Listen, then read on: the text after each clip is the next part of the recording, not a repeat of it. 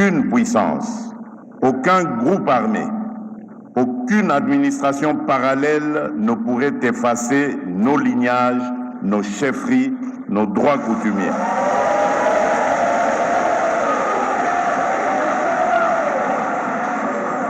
Les terres de nos ancêtres ne sont pas des terrains de manœuvre géopolitique, mais le fondement même de notre souveraineté et de notre identité.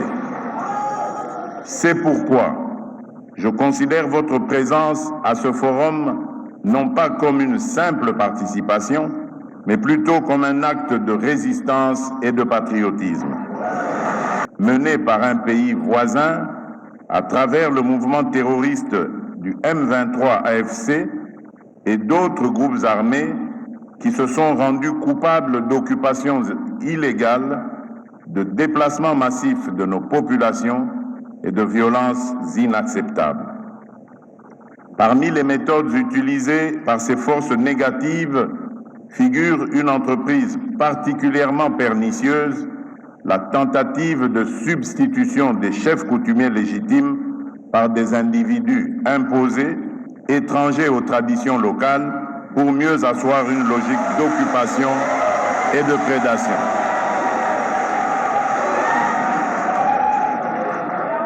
Comme j'ai eu l'occasion de le dire à d'autres occasions, je le répète encore solennellement aujourd'hui.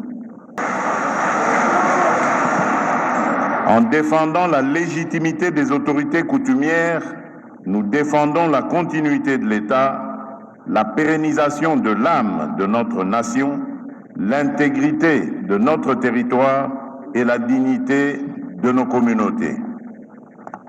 Leur Majesté, Mesdames et Messieurs, l'objectif de ce forum n'est pas d'ajouter une rencontre de plus à notre agenda institutionnel déjà rempli.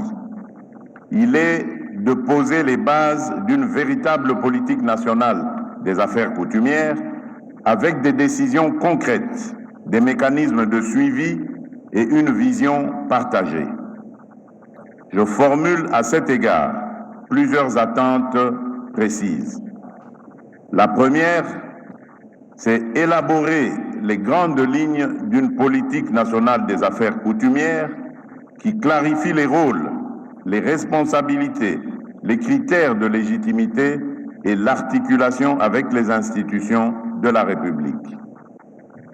La deuxième attente est de doter le pays d'une base de données fiable et actualisée des entités coutumières et de leurs animateurs légitimes afin d'éviter les confusions, les manipulations et les conflits de succession qui fragilisent nos communautés et ouvrent la porte aux ingérences. Les technologies bouleversent le mode de vie. Les jeunes générations sont connectées à des imaginaires planétaires. Dans ce contexte, certains pourraient être tentés de considérer la coutume comme un vestige du passé.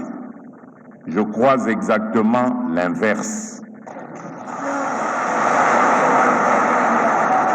Une tradition figée se meurt.